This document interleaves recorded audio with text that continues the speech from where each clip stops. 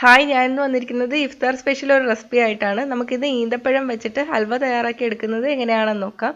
ഇത് എളുപ്പത്തിൽ തയ്യാറാക്കി എടുക്കാനും പറ്റും. വളരെ കുറച്ച് ചേരുവകൾ മാത്രം മതി ഇത് തയ്യാറാക്കാൻ വേണ്ടിയിട്ട്. ഗസ്റ്റ് ഒക്കെ ഉള്ളപ്പോൾ നോമ്പ് തുറക്കി പറ്റിയ ഒരു ഐറ്റമാണിത്. അപ്പോൾ നമുക്ക് റെസിപ്പി എങ്ങനെയാണെന്ന് നോക്കാം. അതിനു മുന്നേ നിങ്ങൾ എൻ്റെ ചാനൽ ആദ്യമായിട്ടാണ് കാണുന്നതെങ്കിൽ ചാനൽ സബ്സ്ക്രൈബ് ചെയ്യാൻ മറക്കല്ലേ. എല്ലാ റെസിപ്പീസിൻ്റെ നോട്ടിഫിക്കേഷൻ ലഭിക്കാനായിട്ട് ആ ബെൽ ബട്ടൺ കൂടി ക്ലിക്ക് ചെയ്യണേ. ഇത് തയ്യാറാക്കാൻ വേണ്ടിയിട്ട് ഞാനിവിടെ 1 കപ്പ് പാല് തിളപ്പിച്ചെടുത്തിട്ടുണ്ട്. ഈ പാലിൻ്റെ ചൂട് പോകുന്നതിന് മുന്നേ തന്നെ നമുക്ക് 1 കപ്പ് ഈത്തപ്പഴം ഇതിലോട്ട് ചേർത്ത് കൊടുക്കാം. ഡേറ്റ്സിൻ്റെ കുരു എല്ലാം കളഞ്ഞിട്ടാണ് എടുത്തിരിക്കുന്നത്. പാലും ഈത്തപ്പഴവും ഒരേ കപ്പിലാണ് അളന്നെടുത്തിരിക്കുന്നത്. ഇതിലോട്ട് ഇട്ട് കൊടുത്തിട്ട് സ്പൂൺ വെച്ചിട്ട് പാലിൻ്റെ അടിയിലോട്ട് ആക്കി കൊടുക്കാം. ഇനി ഇത് തണുക്കാൻ വേണ്ടിയിട്ട് വയ്ക്കാം. തണുത്ത് വരുമ്പോഴേക്ക് ഈത്തപ്പഴം നന്നായിട്ട് കുതിർന്ന് വരും. ഇപ്പോൾ ഏകദേശം 1 മണിക്കൂർ കഴിഞ്ഞിട്ടുണ്ട്. പാല് നന്നായിട്ട് തണുത്ത് വന്നിട്ടുണ്ട്. ഈന്തപ്പഴം കുതിർന്ന് വന്നിട്ടുണ്ട്. ഇനി ഇത് നമുക്ക് മിക്സിയിൽ അരച്ചെടുക്കാം. ഇത്രയും പാല് കൊണ്ട് തന്നെ മിക്സിയിൽ ചിലപ്പോൾ അരച്ചെടുക്കാൻ പറ്റില്ല. അപ്പോൾ നമ്മൾ മിക്സിയിലോട്ട് ഇട്ട് കൊടുത്തിട്ട് അരയ്ക്കാൻ പറ്റുന്നില്ലെങ്കിൽ കുറച്ച് വെള്ളം ചേർത്തിട്ട് നന്നായിട്ട് അരച്ചെടുക്കുക. അരച്ചെടുക്കുമ്പോൾ വെള്ളം കൂടിപ്പോകാനും പാടില്ല. വെള്ളം കൂടിപ്പോയാൽ ഹൽവ ഉണ്ടാക്കിയെടുക്കാൻ നമ്മൾ അത്രത്തോളം സമയം എടുക്കും. അരച്ചെടുത്തിട്ടുണ്ട്. ഇനി നമുക്ക് ഹൽവ തയ്യാറാക്കി എടുക്കാം.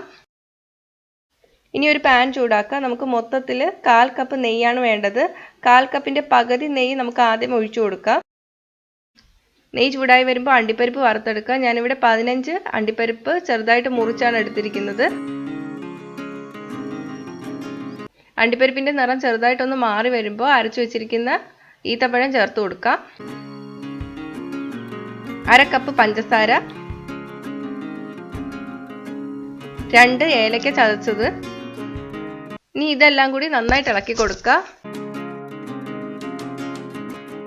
ചെറുതായിട്ടൊന്ന് ചൂടായി വരുമ്പോഴേക്ക് ഇതിൽ നിന്നുള്ള വെള്ളം പൊട്ടിത്തെറിക്കാൻ തുടങ്ങും.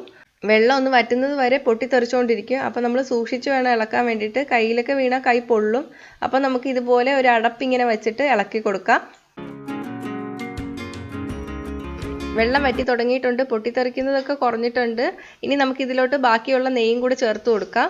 ഇതിപ്പോൾ നോൺ സ്റ്റിക്ക് ആയതുകൊണ്ട് അടിയിൽ പിടിക്കില്ല. നിങ്ങൾ സാധാരണ പാത്രമാണ് യൂസ് ചെയ്യുന്നതെങ്കിൽ നന്നായിട്ട് ഇളക്കി കൊടുക്കണം, ഇല്ലെങ്കിൽ അടിയിൽ പിടിക്കും. ഇപ്പോൾ കുറച്ചും കൂടെ വെള്ളം വറ്റിയിട്ടുണ്ട്. ഇനിയും വറ്റിച്ചെടുക്കണം. പാനിൽ നിന്ന് വിട്ട് വരെയും വേണം. ഒട്ടും വെള്ളം കാണാനും പാടില്ല. ഇതിപ്പോൾ റെഡി ആയിട്ടുണ്ട്. ഈ പരുവമാകുമ്പോൾ നമുക്ക് തീ ഓഫ് ചെയ്യാം. ഇനി ഇതൊരു പാത്രത്തിലോട്ട് സെറ്റ് ചെയ്യാൻ വേണ്ടിയിട്ട് വയ്ക്കാം. ഇനി ഇത് തണുക്കാൻ വേണ്ടിയിട്ട് മാറ്റി വയ്ക്കാം. തണുത്തതിന് ശേഷം മുറിച്ചെടുക്കാം. ഈ ഹൽവ നല്ല സോഫ്റ്റ് ആയിരിക്കും. കാരണം നമ്മൾ ഇതിൽ ഡേറ്റ്സ് മാത്രമേ ചേർത്തിട്ടുള്ളൂ. വേറെ ഒന്നും കട്ടിയാവാൻ വേണ്ടിയിട്ട് ചേർത്തിട്ടില്ല.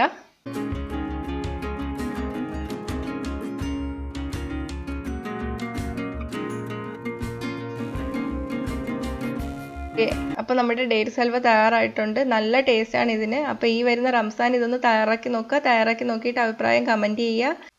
ഇഷ്ടമായെങ്കിൽ ലൈക്ക് ചെയ്യുക. ഫ്രണ്ട്സും റിലേറ്റീവ്സ് ആയിട്ടൊക്കെ റെസിപ്പി ഷെയർ ചെയ്ത് കൊടുക്കുക. അപ്പോൾ കൂടുതൽ റെസിപ്പികൾക്കായിട്ട് ചാനൽ സബ്സ്ക്രൈബ് ചെയ്യാൻ മറക്കല്ലേ.